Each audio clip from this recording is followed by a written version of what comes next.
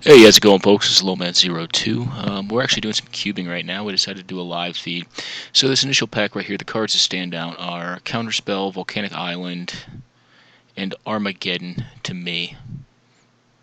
I think blue is highly overdrafted in the cube. And I think in the decks that it's good in, Armageddon is almost an irreplaceable effect. I hate to do this to you because it pretty much puts us in Death and Taxes or White Weenie. But it's just such a powerful card. Yeah, I think Armageddon is the pick here. It's just its effect is pretty much well. I mean, there's two of it. There's this plus Ravages in the cube, but nothing else is really standing out to me. Counterspell's good, but like I said, blue is going to be overdrafted. Although this pack is not really a good signal for blue. Moloku's not that great. All right, we're taking the Armageddon. Let's see where this leads. All right, and to go with our first pick, we have Athalia. Archangel Avacyn's not bad, but it's too much mana in the deck that you want to play Armageddon in. If we take in Counterspell, the pick here would definitely be a Glenalandra, I think. There's a debate for days. Imperial Recruiter's very good. I think the best deck in this cube is definitely the blue-red twin deck. I think it's just very strong. It's also going to be very strong against what we're doing because I'm pretty sure we're just going to take the Thalia here. Looking through this pack, there's a lot of cool cards. Panharmonicon, I don't know why it's in here. It's kind of cool, but it's too gimmicky. Yeah. This is another irreplaceable one for the deck that has Armageddon in it. And Thalia, get in here. Okay, so we have a lesser pick here in the archetype that we're trying right now, or that we thought was open. Day of Judgment is not a card for the deck we're on. I also don't like Mentor of the Meek, but I think it's going to be the pull here. Spectral Possession, meh. It's just, that's a card that's been relegated to the inefficiencies of the past, in my opinion. The notable cards here, Silumgar's cool. Soren Markov, I don't even know why it's in the cube. Bloodghast is an awesome card in like the Aristocrats deck. Colon's Command, tough casting cost this early in the draft to commit to, but it's a very powerful card. I also think Shardless Agent, very powerful, but also hard to commit to this early. Green-blue is very strong. Jackal Pup is irreplaceable in the Red Deck Wins deck. Alright, well, based on our first two picks, I'm going to go ahead and take this. We'll see if we're going to be... No, we're on it, so... And what I mean when I say that is there's some decent cards in this deck, but I see Mother of Runes, and if that's going fourth pick, I know this deck is open. So yet again, it looks like we're going to draft Death and Taxes. I know everyone says the deck is terrible, but Mother of Runes goes very well with our first three picks, excluding Mentor. I don't like that card in this deck. Notable cards in this, we have the Dual Land, which is great. We also have the Noble Iarch, which is very good. Other cards I like Baleful Strix. I think it's a good card. And then Monastery Swift Spear is a powerful card in the Red Deck Wins deck. But Mother Runes get in there. Okie doke. The best card for us is definitely the Declaration Stone. Bruna is a gimmick card. It's kind of just in here to try out new cards, expose new cards, really. Banishing Light. I think before Banishing Light, I would actually take the Fleet Wheel Cruiser here.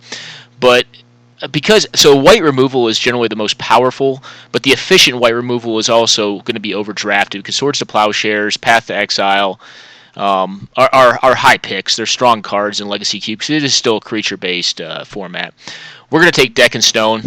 I think it's just the best card for us in there.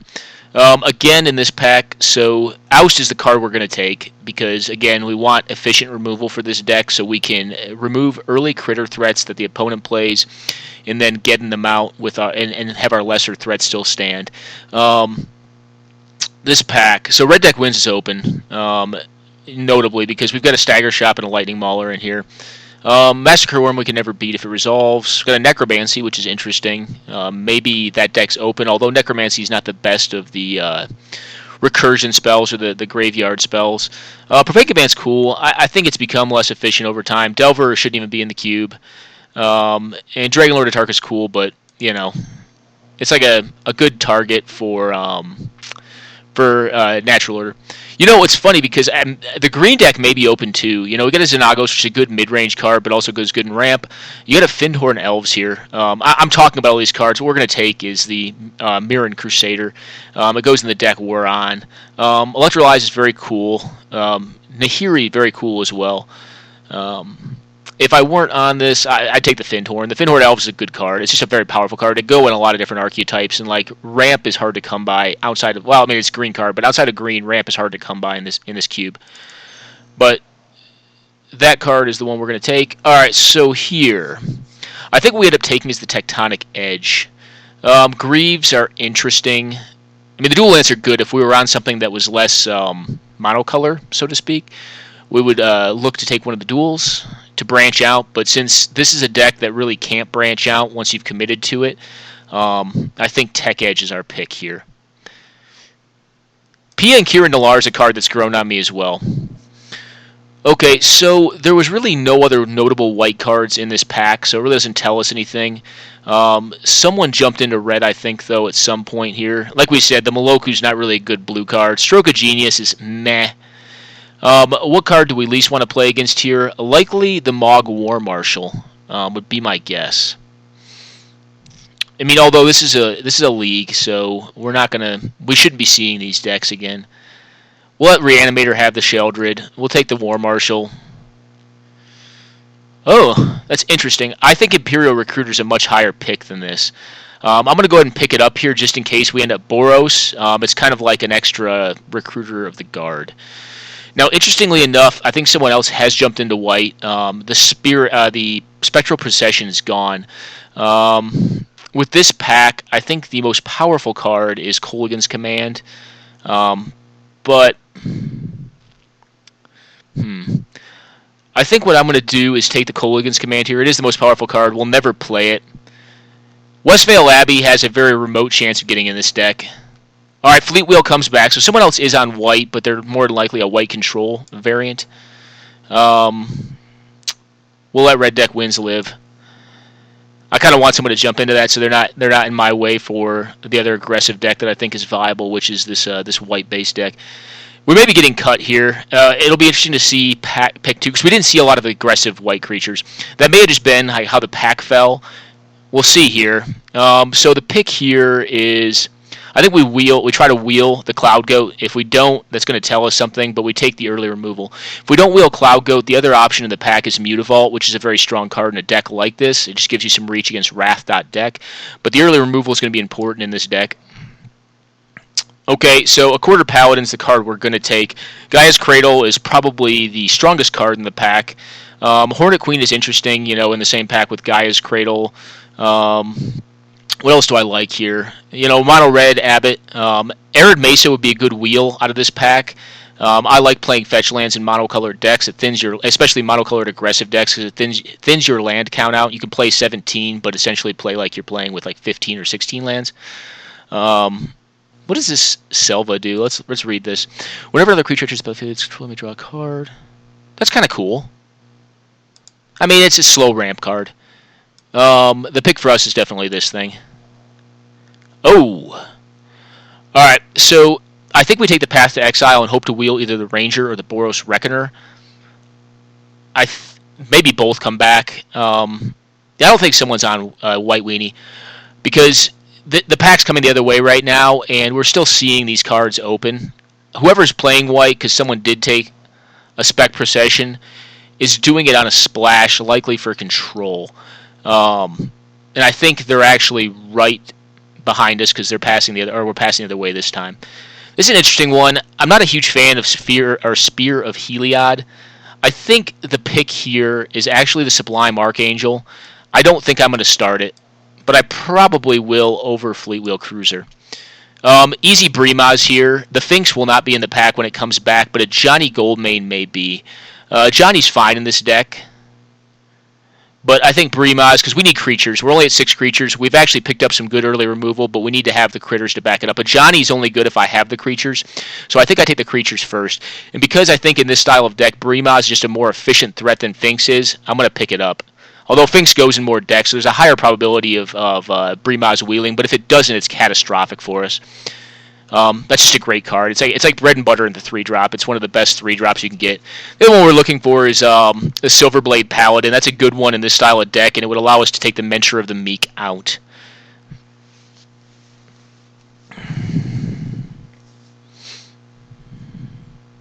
So I'm liking the way this is going. Isamaru. So I love me a Parallax Wave. I think it's actually good in this deck. It protects your own threats against Wrath. Deck. It gets rid of their bigger threats for enough time for you to kill them.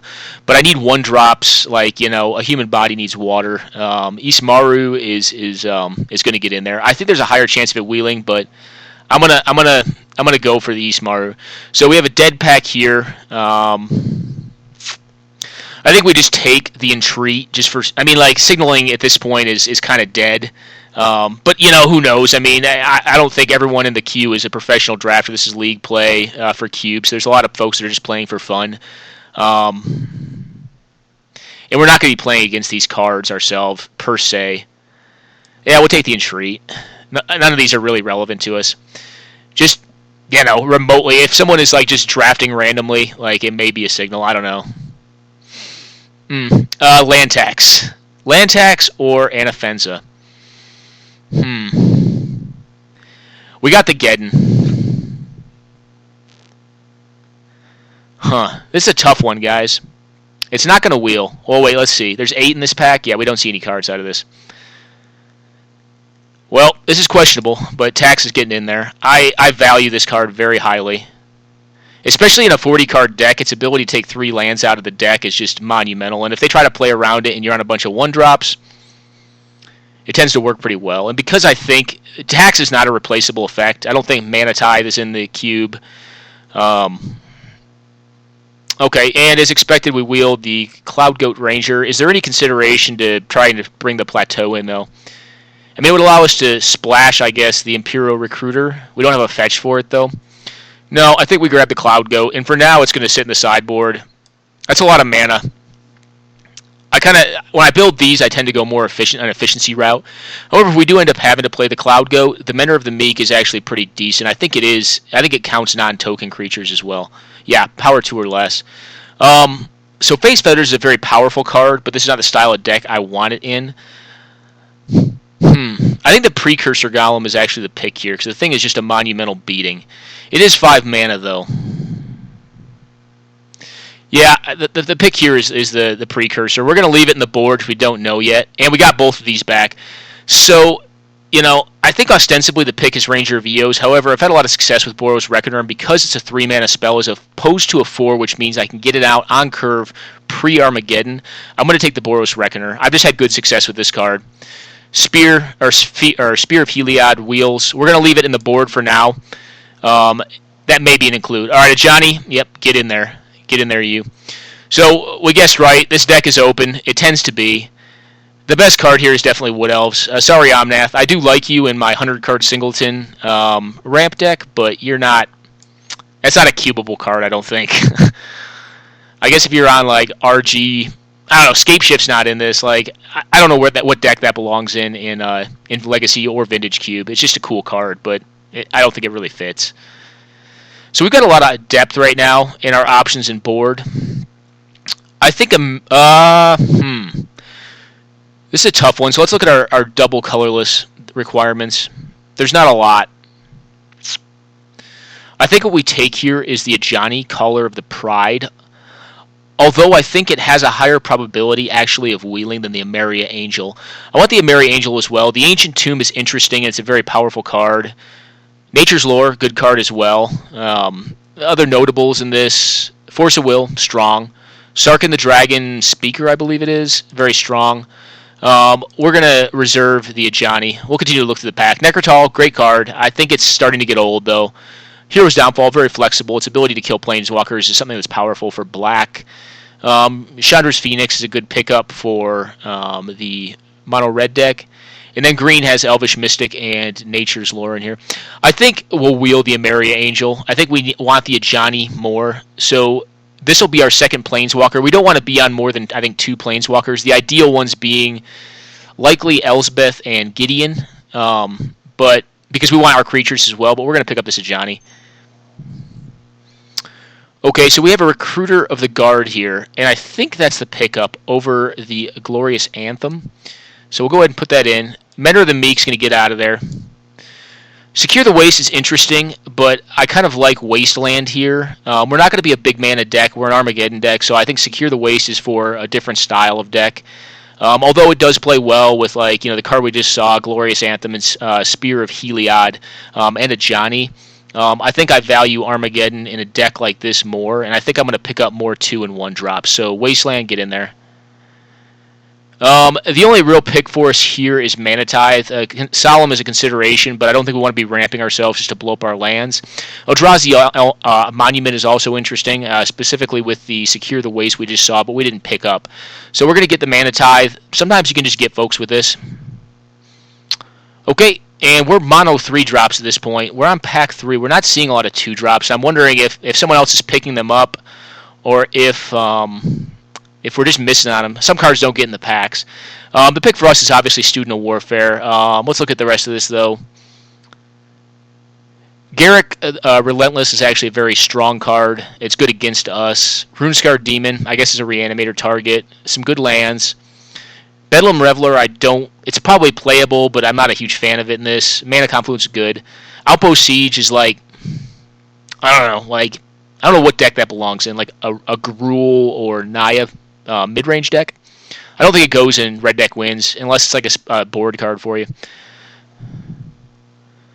Okay, so we have a Mirror Entity, which is another card I'm really not a huge fan of. Lymphala is not going to get in there. It's too much mana. We'll pick up the Mirror here. Ultimate Price is fine. Careful Consideration is like a reanimator card. I don't really see it being played in other decks.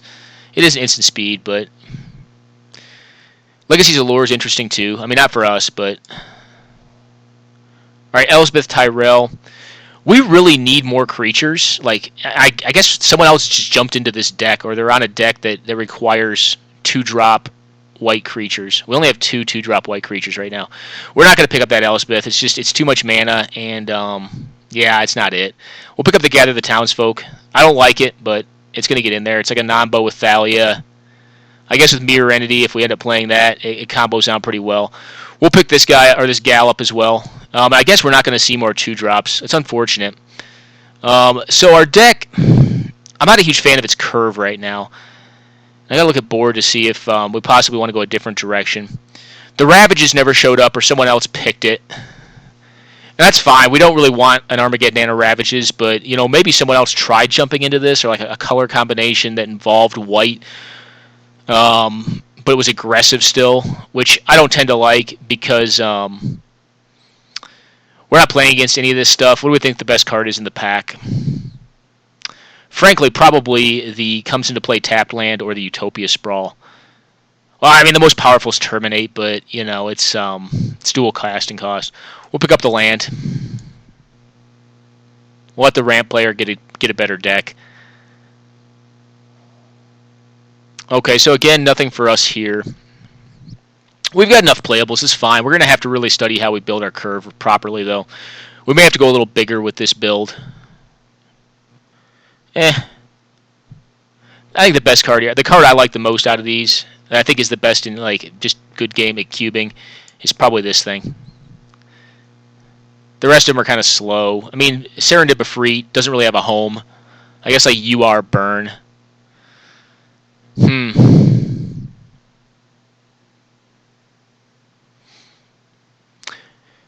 Well, we'll pick up the Eldrazi Monument because we could randomly play it.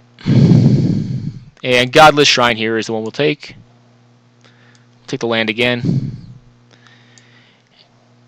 And, the one thing that stinks about this live recording is that we didn't really get to showcase the importance of taking lands because we first picked an Armageddon, and Armageddon really, and we kind of saw the support for the rest of the deck, although I think we got cut pretty heavily on the 2-drops, which is weird to me because you don't tend to see that. So we're actually at 23 playables right now. And how many 1-drops do we get? We got Student of Warfare, like real 1-drops, Mother of Runes, Ismaru.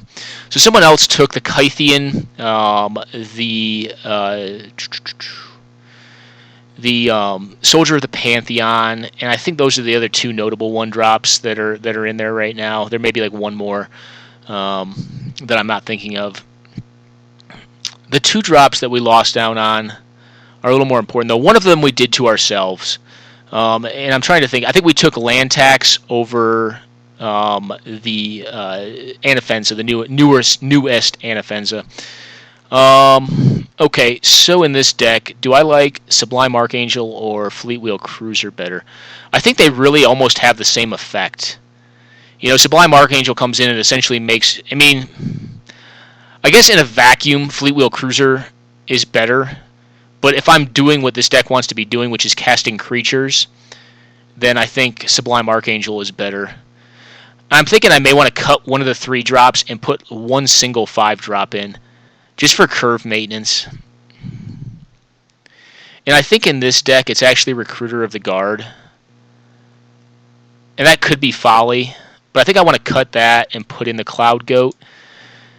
You know, and that way we don't have as big of a lump at the 3-drop. And, you know, we can kind of hope for some power later on in the game. And Mentor may even be a consideration for this deck. Although I think this is going to be a tap-out deck, not like an outvalue them deck. And Mentor does not play well with Armageddon. I think this is the deck, though. Consideration for Westvale Abbey.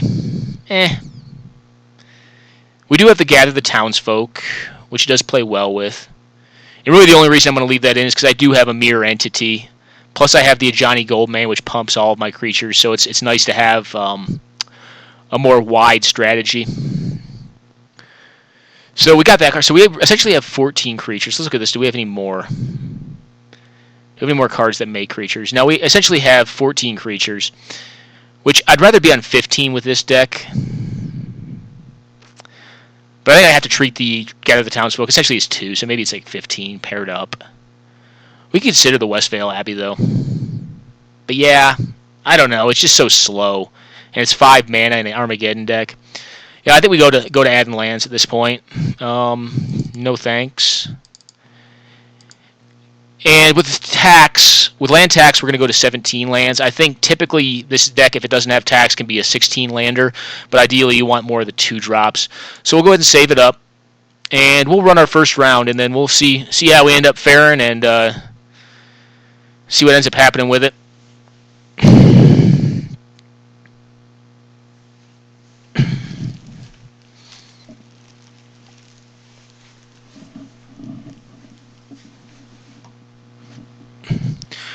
We're probably going to get blown out the first round. I don't know. I've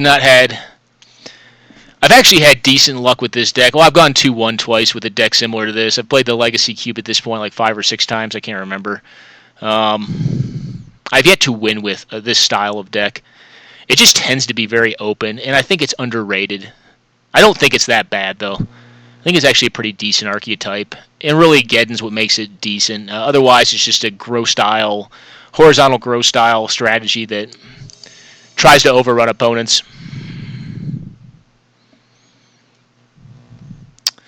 Alright, looks like we found a match. Let's wish our opponent luck. I guess the plus side is we won't be timing out. We need to mulligan this. It's too mid-rangey. It doesn't have enough land to support it.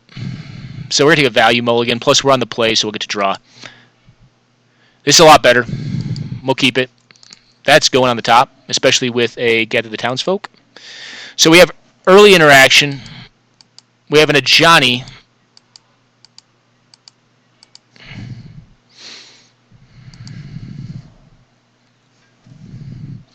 I think what we end up doing here, and let me turn my volume down a bit because this is like blaring in my ears. I think what we end up doing here is we go for a turn 2 Gather. Although he's on white-red. I don't know. We're going to see here. Alright, so he's aggro too, I think. Heck, he may have been in the cube with us and started cutting our 2 drops. We'll see. That's totally fine. I'm actually happy to see that. That is a waste of a card, in my opinion. Save the Tech Edge for later. I think what we do here is cast this thing out If he has like a forked bolt or something, then he'll get them. But we're going to play a Johnny next turn and want to pump. Rift Bolt goes to the side. And I think we play out the Johnny here and pump once.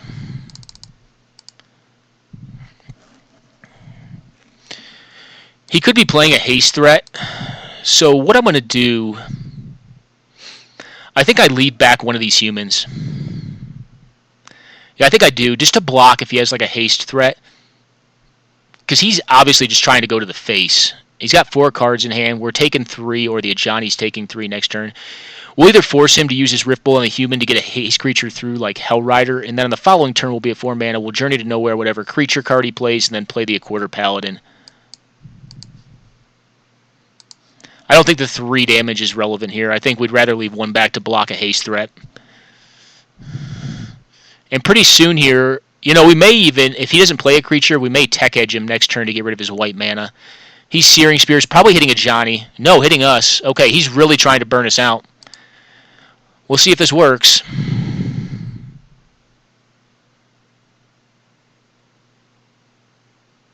I'm shocked he doesn't knock the Johnny out. I guess he has no respect for it.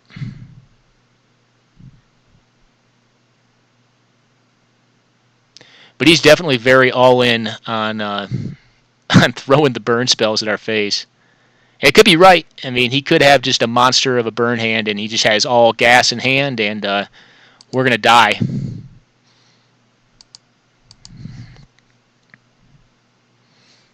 Yeah, I would be shocked if we see like a Hell Rider here. The worst would be like a Hero of Oxid Ridge. We just can't even block that.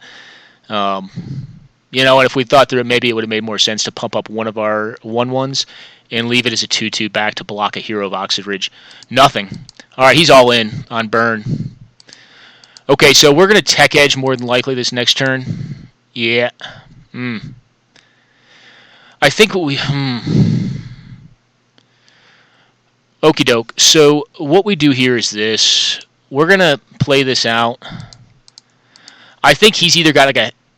He's got a dragon or something like that he's trying to go over the top of us with.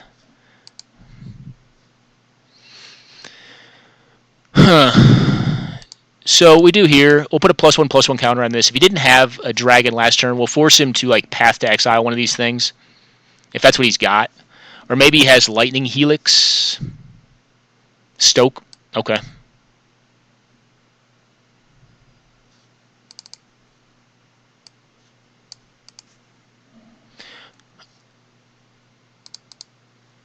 And then next turn, I think we have him dead. We'll see. We could just get burned out by a Fire Blast Lightning Bolt. Should be silly, but it's what it is.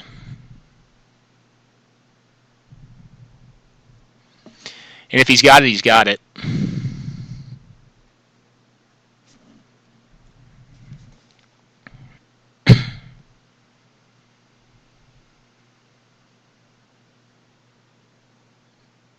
I assume he has some creatures.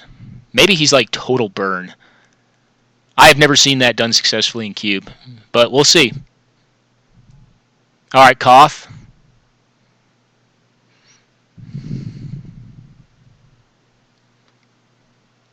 So here's the rub. If he has...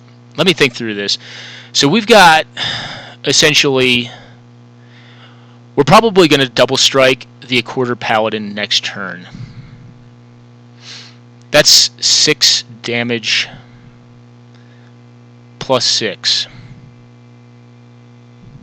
I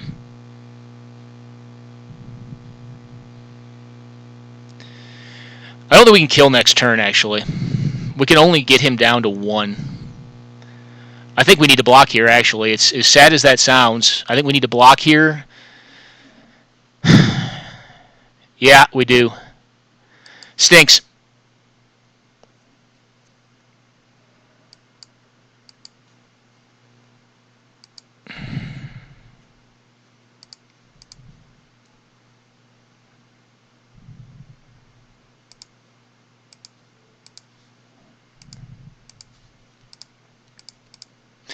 We'll knock the Koth of the Hammer out.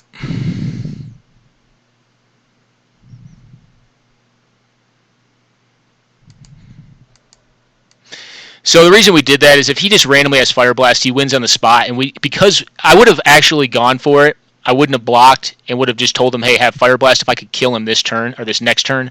I could not. I could only get him down to 1 off of the Johnny Caller of the Pride. And we're kind of hoping he blanks here. Chain Lightning. So, yeah, we were justified in not doing that. He may still have us. We'll see. If his last card... No, I can't do anything. If his last card is a 4 damage burn spell, then we just lose. Like if it's Char. I think he's on like a Storm Breath Dragon or something, though. I could be wrong on that.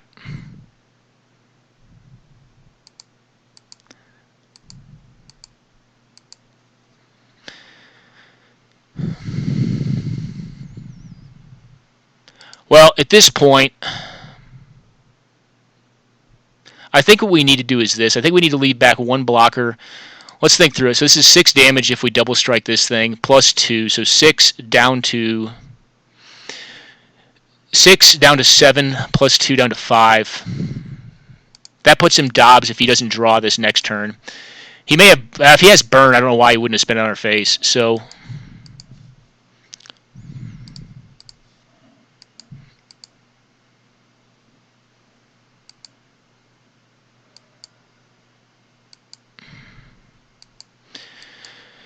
we need next turn to kill him. We'll see what happens here. If he tops, then he tops. Yeah, he tops. So, that's pretty lucky. But that's fine. We'll get him next round.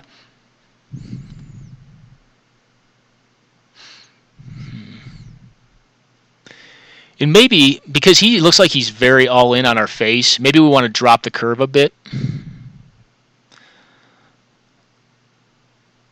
Is Geddon bad? I don't think Geddon would have been great there. Let's take this thing out. We'll take this thing out and just put this in. It's just faster. Because that was what we ran into there. Is we were just a turn too slow. And I mean, he top decked. So we know it. He knows it. And that's what it is. Sometimes you lose to top decks.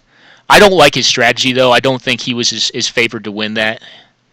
So let's go in with this plan, this board plan. We'll just make ourselves a little faster with a Fleet Wheel Cruiser. And hopefully we don't get burned out. It's funny, we actually could have drawn that game. If we'd specifically played around... Oh, actually, no, we couldn't have. No, never mind. He would have been 3. He was at 5 life.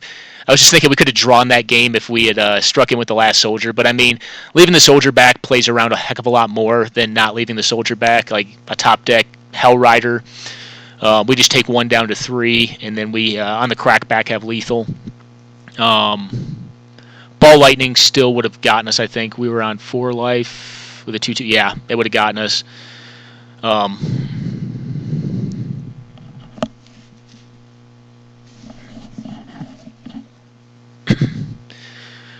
But I don't think we're ill-favored in this matchup. I just... we did ditch a card. Our hand wasn't extremely fast, but I think we kind of have that expectation with this deck because we don't have all of the critical 1-drops and 2-drops that it requires that I think really make that matchup a lot more favorable.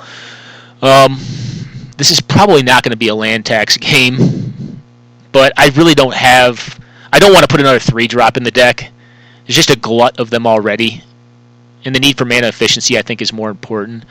But I don't think I'm going to play with a mind to make tax do work for me. Tax is really a card that shines in the mid-range or control matchup. He's heavy in the tank on the board plan. I don't know why the white's in there. Maybe he's running a couple white creatures, or maybe he's got like a Lightning Helix or a Johnny in there. It's interesting. I don't know. And I guess I think he was on a dragon. I think he had like the Storm Breath or the protection from White Dragon in his hand. Is kind of what my assumption is. Or like a Sarkin, the new Sarkin, the 4/4 indestructible one. Can we keep this? It's really landlight. Yeah, we got to mull this. It's too landlight, especially with a Geddon in hand. Well, this stinks. Maybe we're just getting burned out this game. You know what? We're going to keep it. Let's just see what happens. We'll keep it, and let's see what he does. If he mulls down, Keep.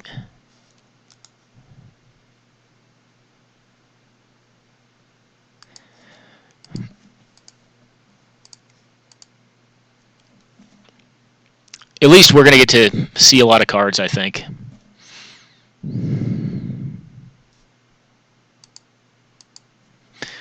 We're actually going to skip it here. We're going to skip our land drop. He doesn't play a lot of creatures, so I think this favors us. We're going to see. We may just get creatured out here. Sweet. It's really not hurting this hand any.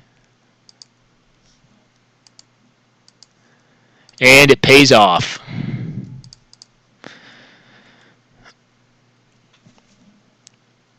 Maybe he'll finally burn off one of our creatures. I don't know.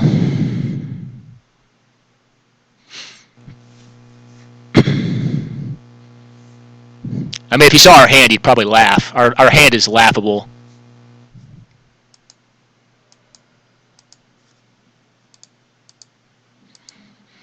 We're just going to fleece all the lands out of the deck.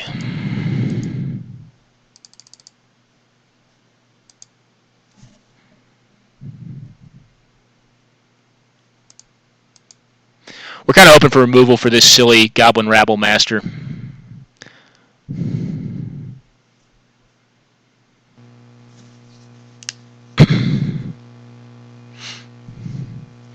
He's considering whether he wants to burn off our stuff or not.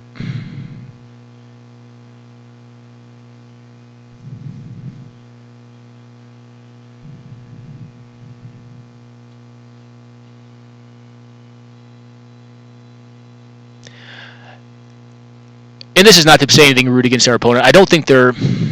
My guess is they're a lesser experienced player.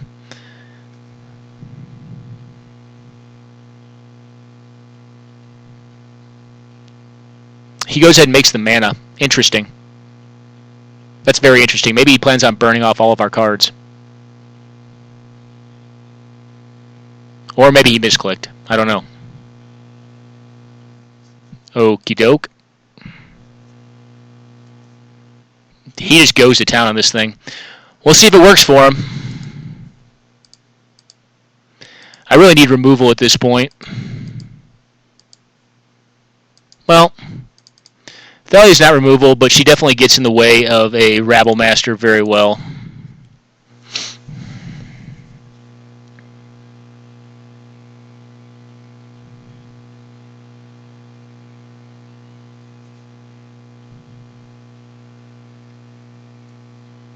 Yeah, he has optimal. That was not a great hand, and I think we're going to lose at this point. We can't really win from here. We may even be dead here. Yeah, it looks like we are. He revealed his hand, probably accidentally. Oh, and there's the removal. That's what we really needed for that Goblin Rabble Master. So we'll go to our next league match. Kind of unfortunate draws. Maybe we should have gone to 5, but 5 on the play against red deck wins on Death and Taxes is definitely not the place to be, especially when you are on a reduced number of 2 drops and only about 3 good 1 drops. In that first game, I don't know. I don't really care for the way he played it, but you know, I guess the cards are the cards, and if all you have is burn in hand, maybe that's the way you go.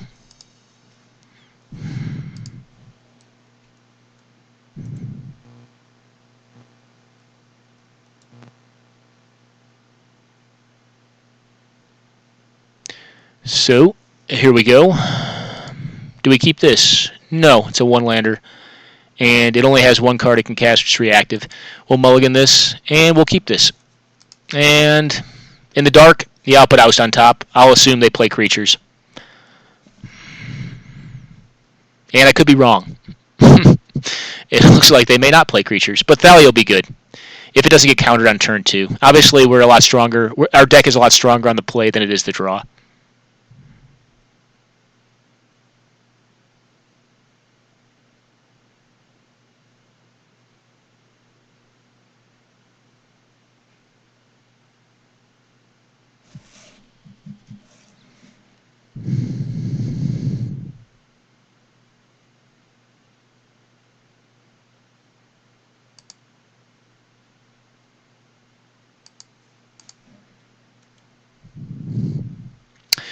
Tech Edge may be good later, too. It depends on how many colors they're playing, and if they have, obviously not basics, but it could be fine later on.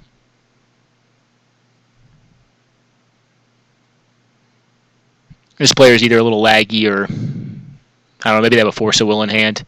Who knows? Well, they're obviously on more colors than just blue. I think here we go for the Thalia. I'm honestly fine if he counters it. Back out of the Townsfolk, which actually, in this hand, I may want to resolve more because of the Ajani. So let's give it a shot. Plus, if this gets countered, it makes casting the Gather the Townsfolk a lot more castable. And we're going to see his extra color here because we're probably... Is he going to take 2? Yeah. All right, that's good for us. Probably going to get Mana Leaked or Miscalc, maybe even Counterspelled. All right, remove Soul. I'm not really high on that card, but it does the trick here. Hopefully it's a creature. Yep, it is. That's fine. So what we'll do here is we'll oust this silly thing just to get it out of the way. And then we're kind of hoping for land from this point onward. Does he have Mental Misstep? I don't even know if that's in the cube. We'll play this out, and we're kind of investing in a Johnny. We're really hoping for a land at this point, though. Not even like 100% that we're, depending on what he plays, we're going to play the Ajani out. We may play the Emeria. Well, that's bad. I mean, it's going to keep us from attacking, but, it's kind of whatever.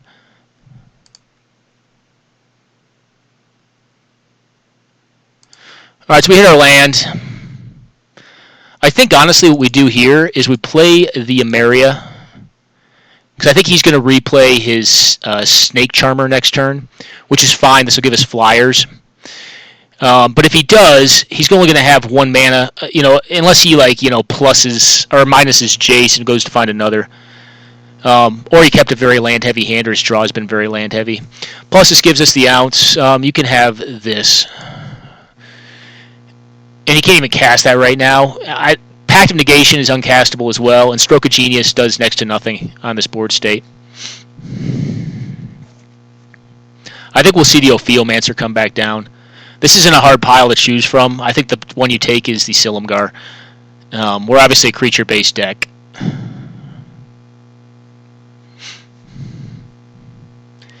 Although we must have a kill spell for our Emeria, which is okay. Yeah, he must have a kill spell and maybe a counter spell. Because I don't think we're going to see him replay the Ophiomancer, which he drew for this turn.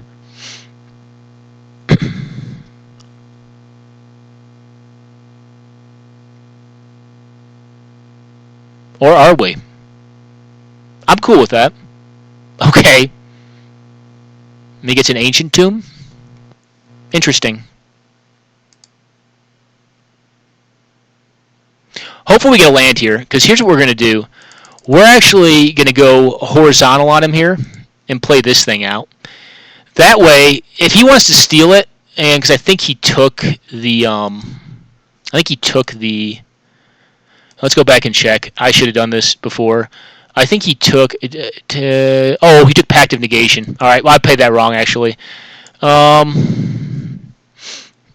we'll save our 1/1s. So he's Pact of Negation in hand. That's fine. Right now he's got to tap his Ancient Tomb anyways to do it. I really don't care about how many cards he draws. Actually, this next turn, if he taps out for anything, we'll actually play the Emeria and see if he counters it. That's fine by me. Is he not going to use his Jace?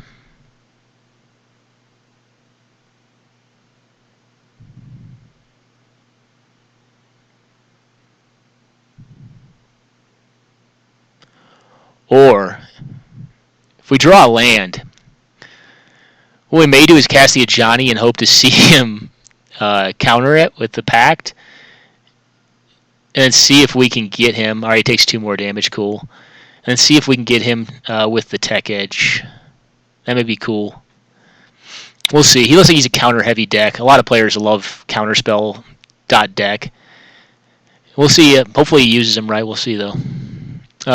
We're definitely going to force him to destroy the Cloud Goat. He's got it. Cool. That's good.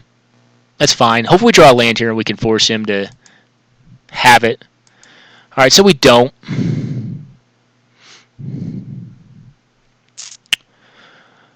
But I think what we do is this. We'll play out the Ameria. He lets it happen.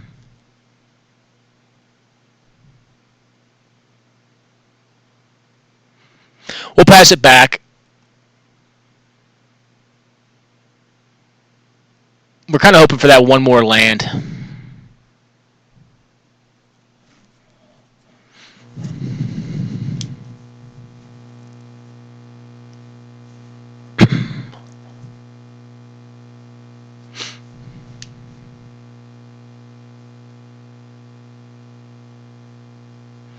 So if we do, we can put him in a situation where Pact becomes a worthless card in his hand.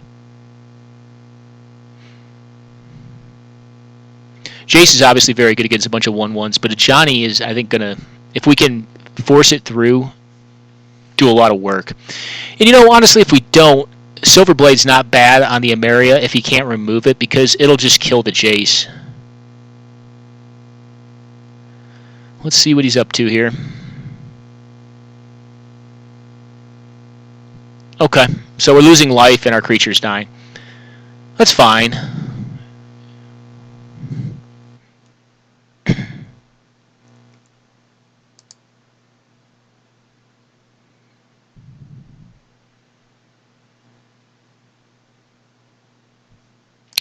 There we go.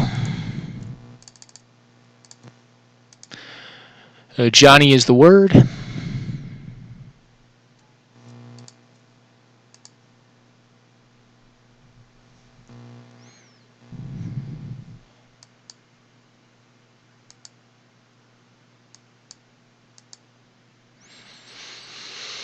And I think what we do here, so we know he's got a Stroke of Genius in hand. I think we take this out.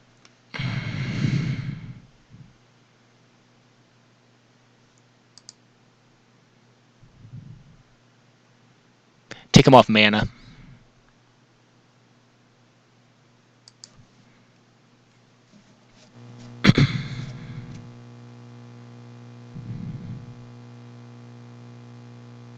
We can pay for Pact of Negation now, if he wants to. But that takes him off a whole turn. If we ever find removal, too. I mean, removal will be the best draw for the Ophiomancer. Or realistically, almost for tokens. We can almost kill next turn. We've got 10 power on board right now. Jace obviously mitigates it to make it a lot smaller. You can have Counterspell, man.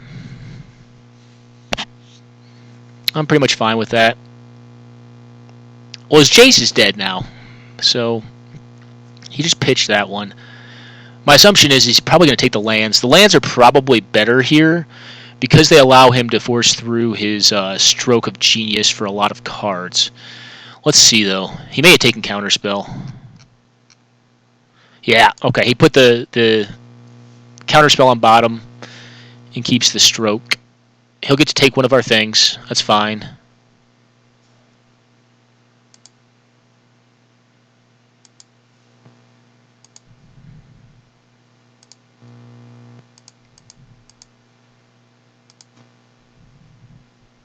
We're going to leave our lands in hand from this point. He's probably going to try to screw up our combat math. Yeah, I'll use it. Yeah, this thing right here. And then what we'll do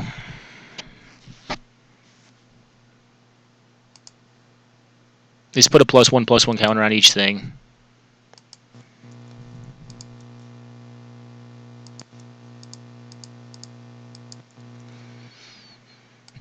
And does the Silverblade get in there? No, it does not. He'll probably take the one that's paired with the Silverblade. His Jace is going to die, though. He'll block one with that thing. And then my guess would be, maybe he'll leave the Legacy's Allure in play. Okay, he loses it.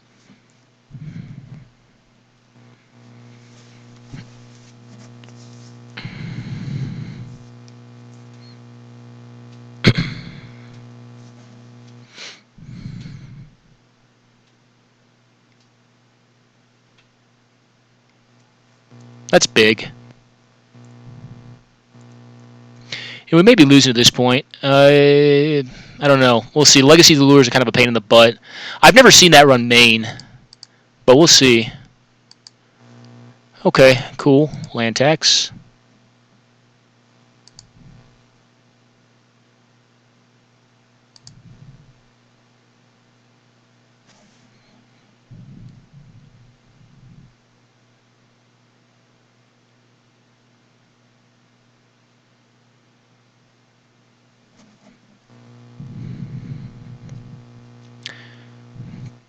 We shall see. Depends if he taps out this turn or not. If he does and we're able to mise off the top after getting 3 more lands, maybe we can do it. I think land tax is going to be good in this matchup, though. I'm not very confident that this match we have won, though.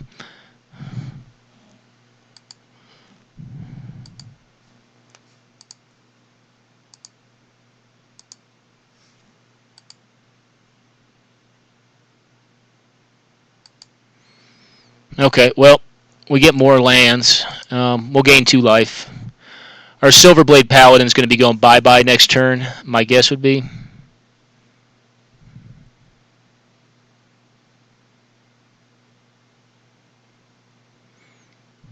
He's probably going to stroke.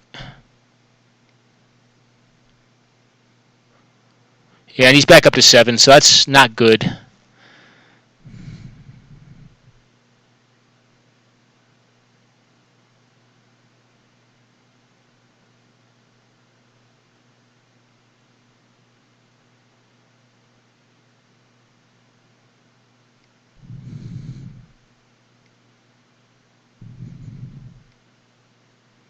Okay, that's game. Can we win from this point? No. Let's concede. That's game. Interesting deck out of the opponent. So, what do we think here?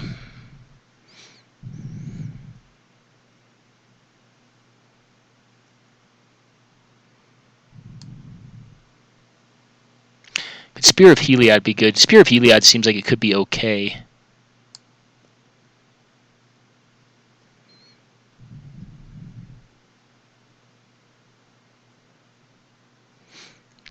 Crit of the Guard. I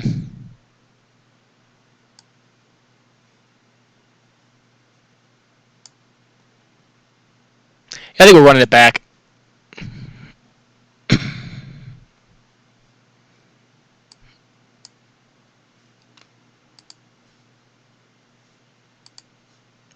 This hand's pretty decent. So, I mean, we've got our 1-drop into 2-drop mana commitment for Student of Warfare Pump into likely an Ajani Caller of the Pride.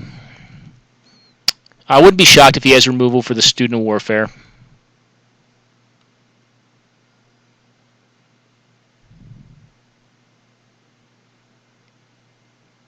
It's an aggressive Ponder. Wasteland will be nice off the top.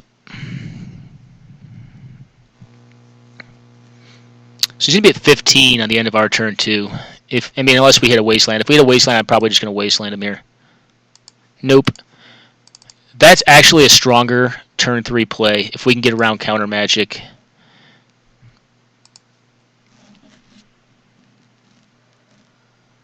Yeah, it's much stronger than a Johnny. It's just a lot harder to remove. So what we do here is attack in.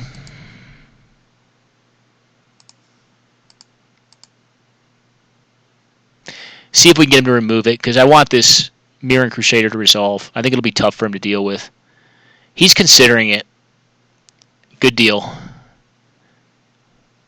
That's not bad. That's fine. There's a Mirren Crusader to deal with, and you just used your blue spell to deal with my Student of Warfare. So next turn we're probably looking at is either Mirror Entity Student of Warfare or Ajani Caller of the Pride Student of Warfare, and I'm leaning towards the Ajani Caller of the Pride.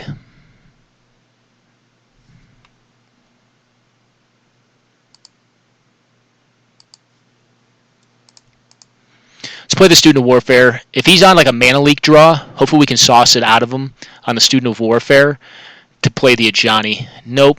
No can do. Alright, well, if you got it, you got it. Go ahead and counter it. Nope. That thing's getting pumped up. Okay, he packs it in. So we had 6 power coming at him this turn, and then we're lethal next turn.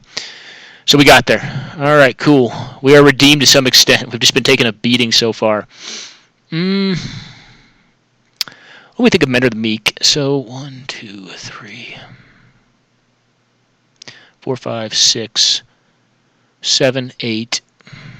He makes some, so 9. 10, she makes them. 11. I just don't know. It's not good for curve management. And I feel like we need to get underneath what he's doing. It's so much more powerful. Although I don't think this is the best version of like Death and Taxes either. I don't have the 2 drops I need. Someone cut him. Yeah, run it back. It'd be a little harder when we're not on the when we're put on the draw as opposed to the play, but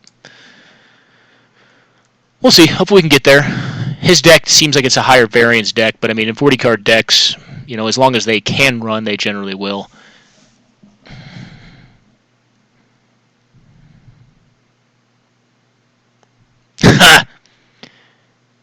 I have a greedy soul, folks. We're keeping it. And it's all because of land tax. And we're on the draw. Land tax makes every time you're on the draw on White Weenie phenomenal. It just does. The other problem we're going to run into with this hand, though, because it is a little... And the reason I say it's greedy is because we don't have 1 and 2 drops. And we don't have a lot of 2 drops, period, in the deck. But we don't have attackers to reinforce it with if he decides to play around it. So we'll see.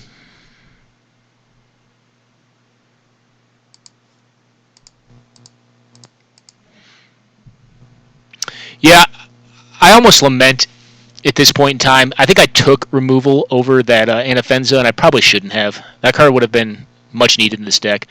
No one plays around this card. I guess no respect for it. Maybe I over-evaluate it. I don't know. I don't think I do, though.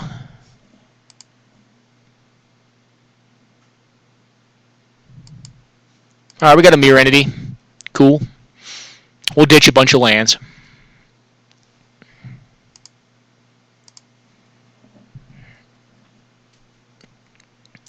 Yeah, we have a very reactive hand for White or Death and Taxes. That's fine, though. If he plays like an Ophiomancer, we'll just get rid of it.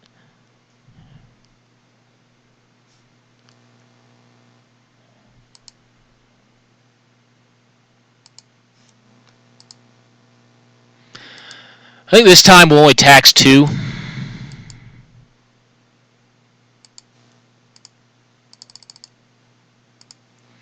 Play out the entity. If he wants to counter, that's fine.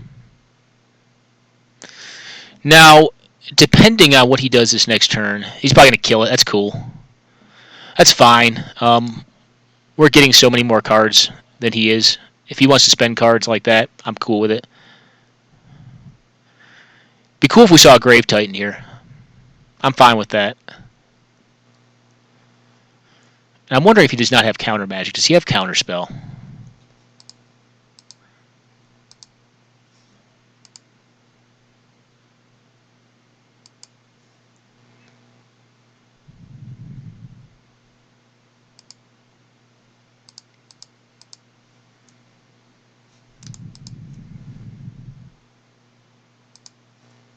The thing we do here is play Thalia, Guardian of Thraben, and then just hold on to our position.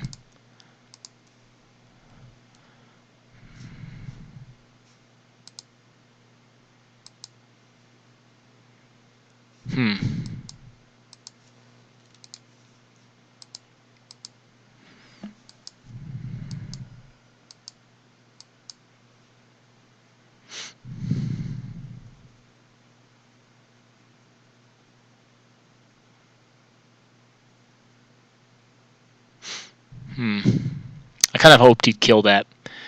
This is going to be an awkward play, because I'd kind of been hoping that he'd kill that, but we're going to play this thing out and gain 2 life. Like I said, very awkward, but we'll gain our 2 life.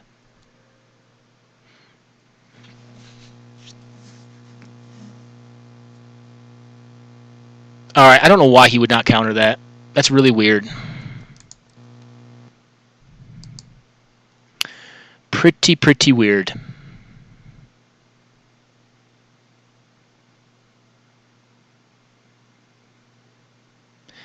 We obviously take ourselves off tax. That's fine.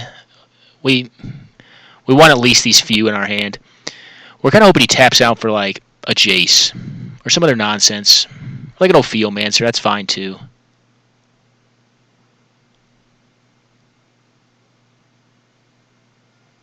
Alright. Wheels up, get in time. We're hoping to play around what here? Nothing. That should be game, guys. I don't know how you come back from that. And we've got a Johnny, and he randomly makes us a massive 25-25 token or some crap. That should be game, though. I don't see how you come back from that.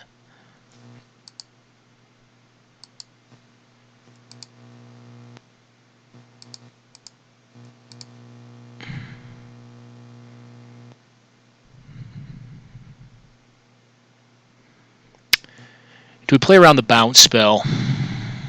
Can we? Realistically? Screw it, guys.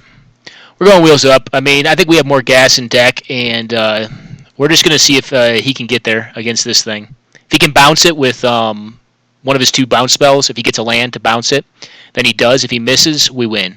All right, we win. Cool. Interesting game. Power of tax, power of Geddon. Pretty cool after that first round beating.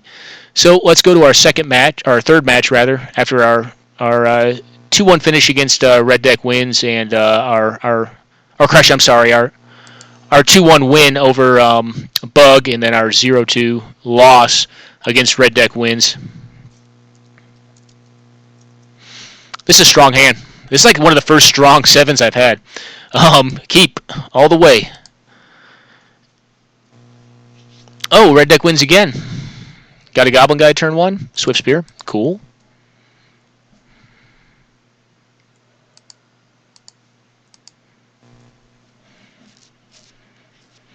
Alright, guys. I think we pass it and plow. Or path, rather.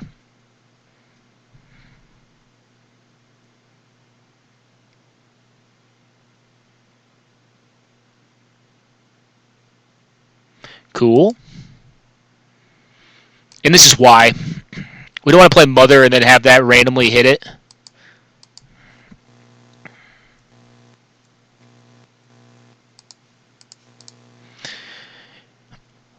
Because sometimes opponents will burn cards on face like that as opposed to like saving them for problem cards like Mother of Runes.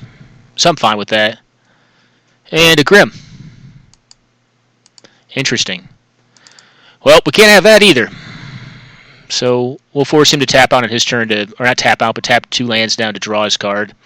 I can't have Grim, though. That's going to just beat what I'm up to.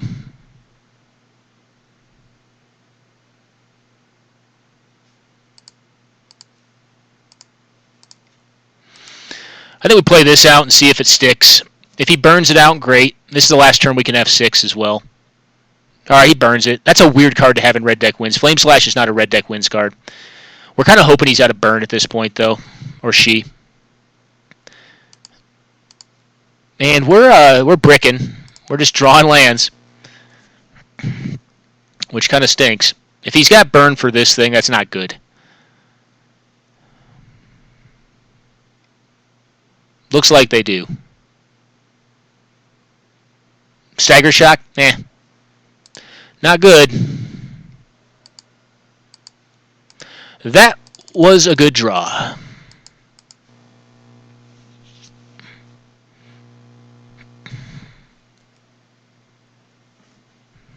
They may spend this spell plus another spell from their hand to burn this thing off. We got to top deck well here, obviously, because he's going to just start burning our stuff off. We'll obviously block the Gore House. We can't have that thing just going down or taking it all the way down the field. All right, cool. You know, going back to our Kitchen Finks versus Boros Reckoner pick, I almost wish with the matchups we've seen we'd had a Kitchen Finks in the deck. We're blocking this dude. Okay, he doesn't want to trade it. We'll leave our lands in hand just in case we hit Geddon or if we hit our land tax. We will get in there with 1.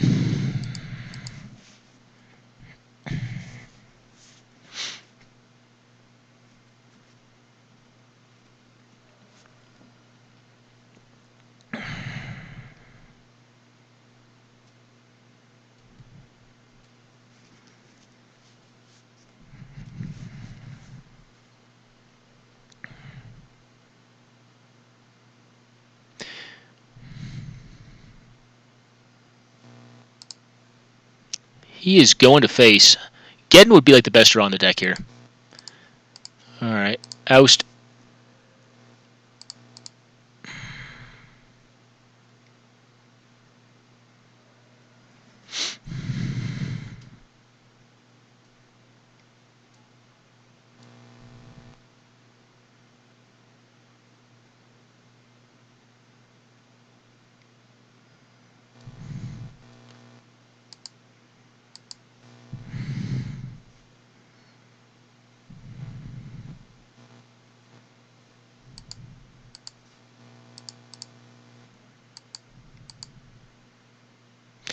We're not doing well here. We need that Geddon.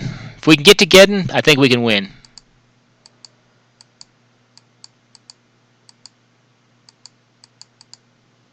If it's a Hell Rider he's got, we're dead. He should have drawn Gorehouse this turn.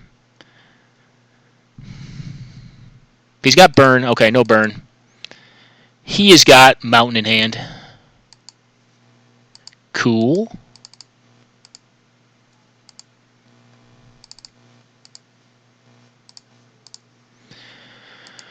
Alright, so...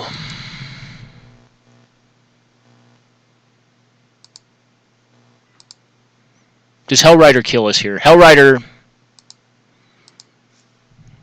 We're going to wait. Try to win next turn. If he draws it, he draws it.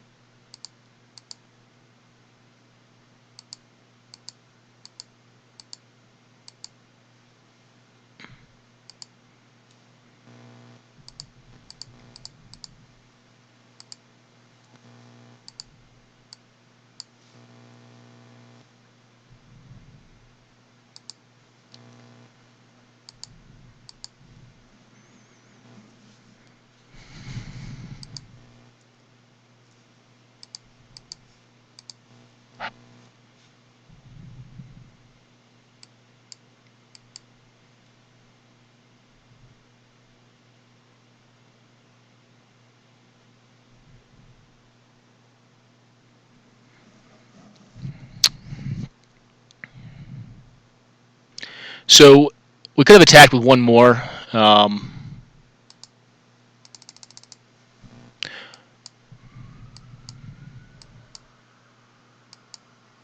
have attacked with one more. It only puts him to 1. Does he draw? Does he mise? Did we get there?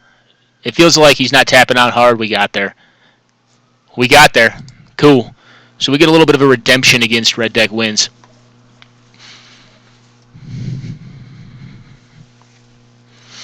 Now, Cloud Goat's interesting. I know I debated it the first one. I mean, we got lucky and top decked it there where it was actually relevant. Mentor the Meek is not coming in. This is not the matchup for investment cards like Mentor the Meek. Recruiter, too slow. It's also an investment card. Precursor Golem kind of gives me pause. I feel like, I mean, it puts less blockers on the board. I think we can get him, though. I mean, I feel like our matchup should not be should not be unfavored against Red Deck wins. And he did what the last player did, and just like blew his whole wad in our face, right up front, and just couldn't get gas, as opposed to like trying to control some of what we had going on. I mean, we also got lucky. We mised well. Land tax just feels underwhelming in this matchup, though. I guess I'm on the play or on the draw this time, so if I have it in my opener, it's pretty good. Yeah, we'll bank on that. We'll see, because they're definitely not going to play around. They're not a deck that can afford to play around land tax.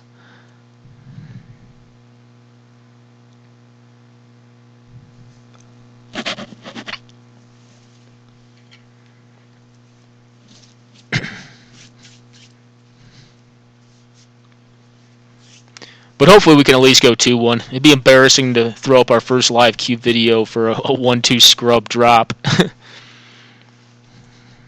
But we'll see. This can obviously be a much more explosive deck. But maybe they're on some suboptimal choices. They're going to the tank hard. They must have had some depth in the queue they were in for red deck wins. I see this deck a lot. Folks must like it. I don't know. I don't personally care. I mean, I'll play it. I think it's a decent deck. I just think you're too dependent on the draw, you know? And I don't know. Maybe you could say the same thing about this deck right here, because this is definitely much more white weenie than it is Death and Taxes, which I think is a more draw-intensive deck.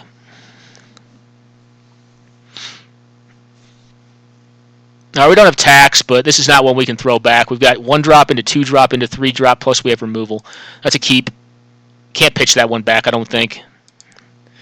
Just a good all-around fair hand. Nothing, huh? Well then. Oh, another removal. Sweet. Hisamaru. Getting in there. Maybe if we're lucky, Kiln Fiend.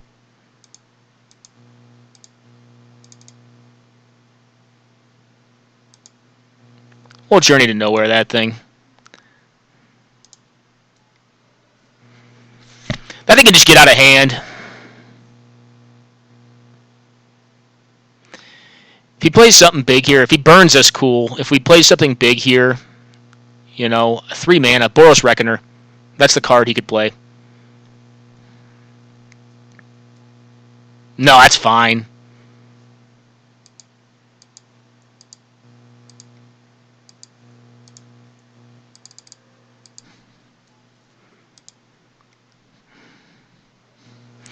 I feel pretty good about this right now.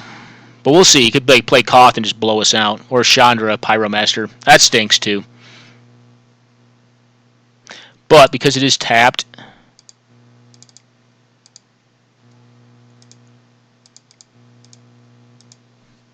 it allows us to pump that thing up.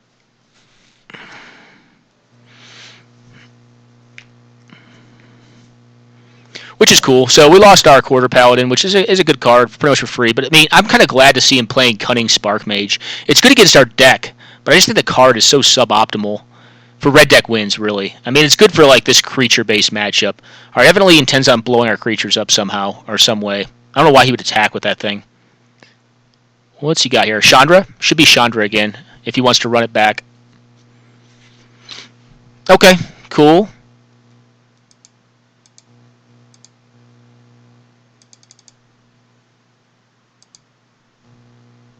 Silver Blade.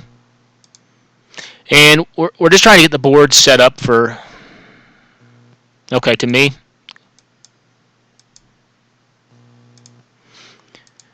So, they say they are man's best friend. We shall see. If we can get this Ajani down, because it should be... He's probably going to burn one of these silly things off. Maybe he has a 1-mana burn spell, and then the Chandra. That's a good card against us. It's very good from this position. I think Chandra is his next card that he plays, unless he has burn. If he has burn, then we're playing the Ajani out, pumping it to a 3/3. Doesn't quite put it out of range from the Cunning Spark Mage, though. But he can only get 1. Okay, cool. He actually has a lot of good cards against us. Like the Grim and the Spark Mage are actually both very good here.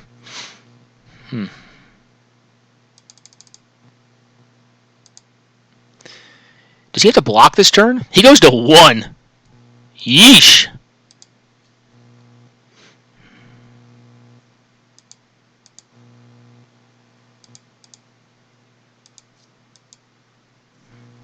And they have Vigilance. Gosh bless his Ajani. Alright, he's at 1. Not a lot of breathing room there.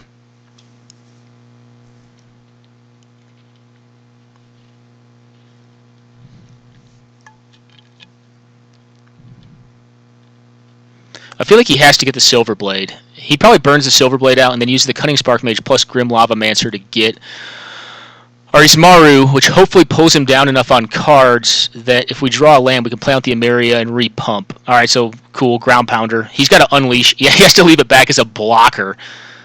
So evidently he doesn't plan on winning this turn. Okay, he doesn't have a spell to play. Is kind of what I'm reading. He's got a Chandra in hand. I mean, he has to. That's definitive. Cool.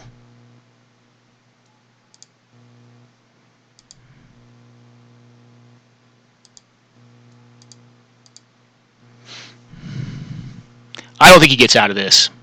I think this is impossible. He could use the Grim plus the Cunning Spark Mage to kill my Emeria, which he may have... I don't know. I don't know how he gets out of this. I think he just conceded the game, though, essentially, because he had to, in response... Yeah, okay.